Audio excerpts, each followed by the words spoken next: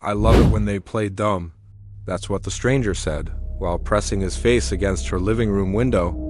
A mother checked her daughter's backpack and found a device she'd never seen before, placed there by someone at the playground. And one man's life was nearly destroyed when his ex-girlfriend weaponized technology to frame him for crimes he never committed. These are real stories submitted by real people about the dark side of a device that fits in the palm of your hand. These are Apple AirTag horror stories.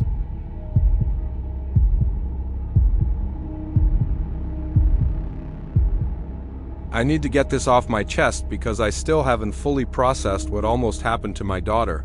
My name is Rebecca. I'm a single mom living in a suburb outside of Denver. My daughter Lily had just turned 6 at the time this happened.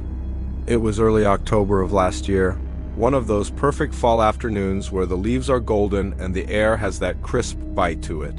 I took Lily to Meadowbrook Park. It's this big community park with a playground, walking trails, and a small pond. We've been going there since she was a toddler. It always felt safe, families everywhere, kids laughing, dogs running around. That day was no different. Lily ran straight for the swings while I sat on one of the benches nearby, scrolling through emails on my phone. I wasn't completely checked out. I'd glance up every 30 seconds or so, but I wasn't watching her like a hawk either. At some point, I noticed a man sitting on the bench across the playground from me. He was maybe in his mid-40s, wearing a plain gray hoodie and jeans. Nothing remarkable about him. He wasn't doing anything suspicious, just sitting there, occasionally looking at his phone. But something about the way he watched the playground made me uneasy. Not enough to leave, just enough to notice. Lily played for about an hour. She made a friend, a little girl around her age, and they spent most of the time on the jungle gym together. When it was time to go, I called her over and she grabbed her little pink backpack from where she'd left it by the slide. We went home, made dinner, did bath time. Normal evening. It wasn't until later that night, after Lily was asleep, that I was cleaning out her backpack and felt something hard in the front pocket. I unzipped it and pulled out a small white disc, about the size of a $50 coin. I didn't know what it was at first. I actually thought maybe it was a toy Lily had picked up at the park. But when I turned it over, I saw the Apple logo. My stomach dropped. I'd heard stories about AirTags. I'd seen the news segments, but I never thought. I immediately grabbed my phone and looked up what to do. Apple has this feature where if an unknown AirTag is traveling with you, your iPhone will alert you. But I hadn't gotten any notification. I later found out that the alerts don't always trigger immediately. Sometimes it takes hours or even a full day, which meant whoever planted this thing could have been tracking us and I would have had no idea. I disabled it by removing the battery. My hands were shaking so badly I could barely get it open. Then I sat there at my kitchen table, staring at this little disc, trying to figure out who would do something like this. The man from the bench. It had to be him, but how? Lily's backpack had been on the ground near the slide, maybe 15 feet from where other kids were playing. Had he walked by and slipped it in when no one was looking? Had he approached her directly? I asked Lily the next morning if anyone had talked to her at the park. She said no, but she's 6. She doesn't always remember things clearly, and I didn't want to scare her by pressing too hard. I called the police and filed a report. The officer who came was sympathetic but didn't offer much hope. He said without more evidence, there wasn't much they could do. The AirTag itself was essentially untraceable to its owner without Apple's cooperation, and getting that required a formal legal process. He did say one thing that stuck with me, though. These cases are becoming more common, especially with kids. I stopped taking Lily to that park. I started checking her backpack obsessively before school, after every outing. I bought her a new one too, just in case. For weeks, I couldn't shake the feeling that we were being watched. Every car that passed our house slowly. Every unfamiliar face at the grocery store. I became paranoid in a way I'd never been before. Then about 3 weeks later, I was picking Lily up from school when I noticed a gray SUV parked across the street from the entrance. There was a man inside.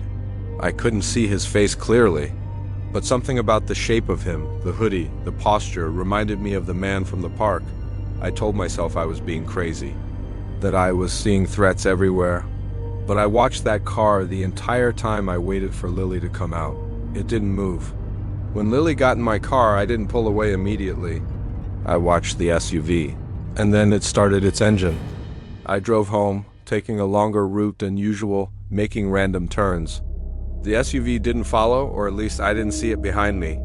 But when I pulled into my driveway, I got a notification on my phone.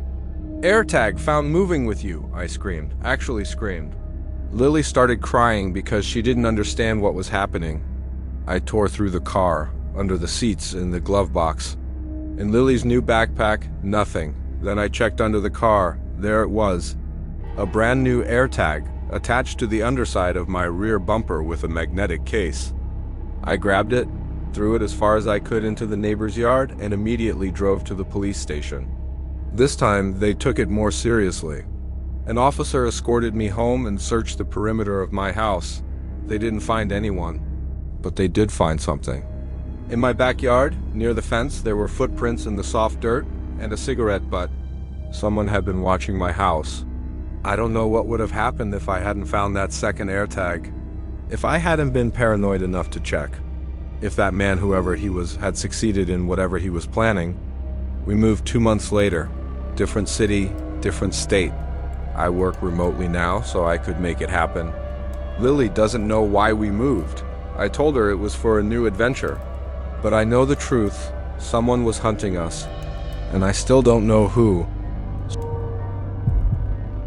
I work nights at a warehouse distribution center about 40 minutes outside of Cincinnati. It's not glamorous work, but it pays well, and I've always been more of a night person anyway. My shift runs from 10 p.m. to 6 a.m. 4 days a week. By the time I'm driving home, the sun is just starting to come up, and the roads are mostly empty. It's peaceful, honestly. Just me, my podcast, and the quiet hum of the highway. This happened about 8 months ago.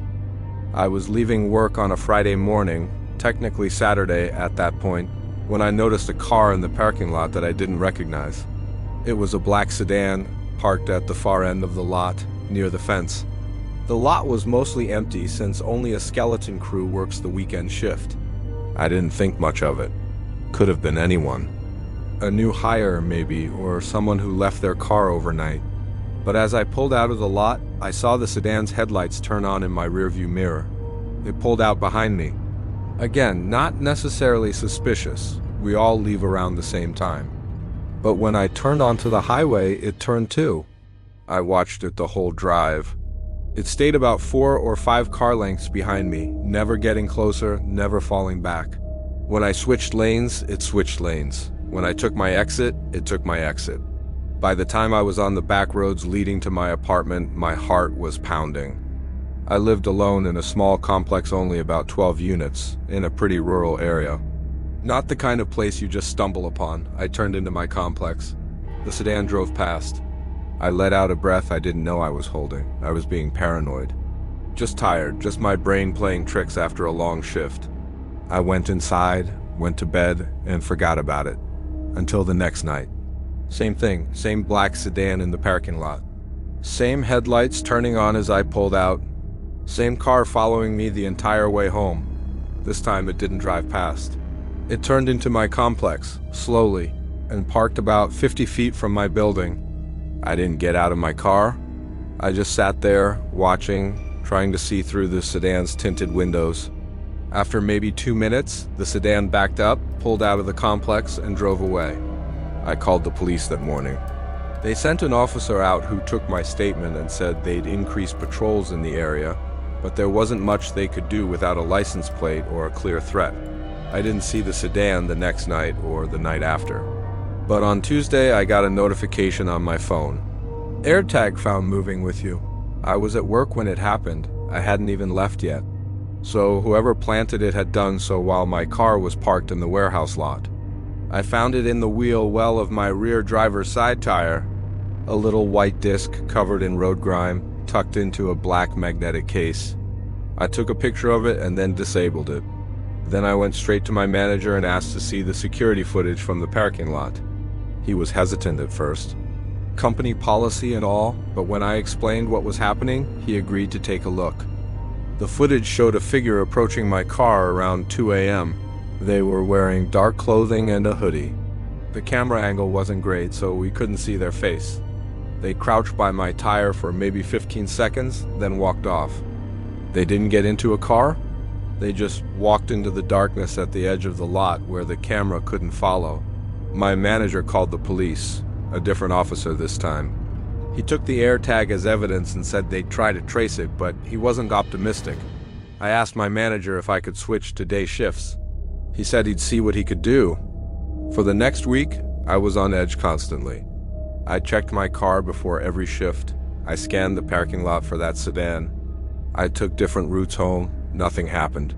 Then, on Friday, I was sitting in the break room on my lunch at around 2 a.m. when one of my coworkers, Derek, came in and mentioned that there was some creep walking around the side of the building. I felt my blood go cold. "What do you mean?" I asked. Derek said he'd gone out for a smoke and saw someone standing near the loading dock, just standing there, watching the building. When Derek called out to them, they walked away. I asked what they looked like. Derek shrugged. Couldn't really tell. Dark clothes, hood, kinda tall, I guess. I didn't finish my shift that night. I told my manager I was sick and left early. I sprinted to my car, checked every inch of it, and drove straight to a friend's house instead of going home. I stayed with her for 3 days. When I finally went back to my apartment, everything looked normal. Nothing was disturbed. No signs of forced entry. But on my kitchen counter, sitting right in the middle, was a folded piece of paper. My hands were shaking as I opened it. It said, "You shouldn't have disabled the tag." That was it. No signature, no explanation. I moved out that week, stayed with family for a while, eventually transferred to a different facility in a different city. The police never found whoever was stalking me. The AirTag was a dead end. The security footage was useless. To this day, I don't know who it was. I don't know why they chose me, and I don't know what they were planning to do. But I do know one thing. They were inside my apartment. They had been inside my apartment, and I never even knew. I debated whether or not to share this story because even now, years later, it still affects me in ways I don't fully understand. But I think people need to hear it. They need to know how easily technology can be turned into a weapon. I'm going to keep this as vague as possible while still telling the truth. No real names, no specific locations. I've already been through enough. I was 26 when this happened, fresh out of a relationship that had been toxic, to put it mildly. My ex, I'll call her Morgan, was the kind of person who seemed perfect at first, but slowly revealed herself to be controlling, manipulative, and, as I would later learn, genuinely dangerous. Breaking up with her was one of the hardest things I'd ever done. Not because I still loved her, but because I knew she wouldn't let it go without a fight. She didn't take rejection well. Never had. For the first few weeks after the breakup, things were surprisingly quiet. No angry texts. No surprise visits. Nothing. I thought maybe she'd actually moved on. I was wrong. It started with the AirTag. I was heading to the gym one afternoon when my phone buzzed with a notification. AirTag found moving with you. I checked the app. It said the AirTag had been traveling with me for over 6 hours. I searched everywhere, my gym bag, my jacket pockets, my car. I finally found it tucked inside the lining of my backpack, the same backpack I used when Morgan and I were still together. She'd put it there before we even broke up. I'd disabled it immediately. But instead of throwing it away, I kept it. I don't know why. Maybe some part of me knew I'd need evidence later. For the next few days, I was hypervigilant, checking my car, scanning crowds for Morgan's face, looking over my shoulder constantly, but nothing happened. Then, about a week later, I got a call from a buddy of mine. "Dude," he said, "I need you to come over. There's something you need to see." He showed me a series of screenshots, posts from an anonymous social media account claiming that I was a stalker, that I'd been following my ex for weeks, that I was dangerous. The posts included photos of me at the gym, at the grocery store, at a coffee shop I went to sometimes.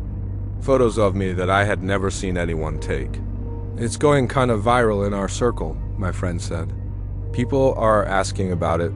I felt like the floor had dropped out from under me. I knew immediately who was behind it, Morgan. This was her revenge. But I couldn't prove it. The account was anonymous. The photos could have been taken from anywhere. And the narrative she was spinning was disturbingly believable. Over the next month, my life fell apart. Friends stopped returning my calls. Coworkers looked at me differently. I got a message from HR saying there had been concerns raised about my behavior outside of work. I tried to explain. I showed people the AirTag I'd found. I told them about Morgan's history. But the more I defended myself, the more guilty I seemed. Then the police showed up at my door. Morgan had filed a restraining order against me. She claimed I'd been following her for weeks. She had evidence, photos, timestamps, even messages supposedly sent from my phone to hers. Threatening messages. Obsessive messages. Messages I never sent. The police searched my apartment. They found a journal hidden under my mattress. I'd never seen it before in my life. It was filled with pages and pages of detailed notes about Morgan, her schedule, her habits, her friends, and disturbing, violent fantasies that made me sick to read. Morgan had planted it there. She still had a copy of my key from when we were together. She'd been in my apartment, multiple times probably, setting me up for this exact moment. I was arrested that day, charged with stalking and harassment. The next 3 months were the worst of my life. I lost my job, I lost most of my friends. My family believed me, but even they had doubts at times. The evidence against me was overwhelming, and I had nothing to counter it except my word. I genuinely considered ending my life. I'm not saying that for sympathy, I'm saying it because it's the truth. There were nights where I didn't see a way out. What saved me was pure luck. One of Morgan's friends, a guy she'd been seeing on the side, came forward and told the police everything. He confessed that Morgan had given him one of my AirTags, one she'd stolen from my wallet during a party. She'd instructed him to turn it on and off at various locations to make it look like I was following her. He'd take photos of me from a distance whenever I showed up, confused and searching for my wallet. His testimony, combined with text messages between him and Morgan detailing the entire scheme, was enough to get all charges against me dropped. Morgan was arrested shortly after. She eventually pleaded guilty to filing a false police report, evidence tampering, and a few other charges. She got 18 months in prison. But here's the thing. 18 months doesn't undo what she did to me. I still don't trust people the way I used to. I still check my car for AirTags every single time I get in. I still have nightmares about that journal, the one I didn't write, filled with thoughts I never had. And I still think about how close I came to having my entire life destroyed by someone who knew exactly how to manipulate the system. The scariest part isn't that Morgan tried to ruin me. The scariest part is that she almost succeeded. And there are people out there just like her. People who know how to use technology to stalk, to frame, to destroy, and most of the time, they get away with it. Outro. If there's one thing these stories prove, it's that the same technology designed to help us find lost keys can just as easily be used to track, stalk, and terrorize. If you ever get an alert that an unknown AirTag is traveling with you, take it seriously, search thoroughly, document everything, and report it. Because the person on the other end of that little white disc might not have good intentions. If you have a story you'd like to share, submit it through the link in the description. Stay safe out there.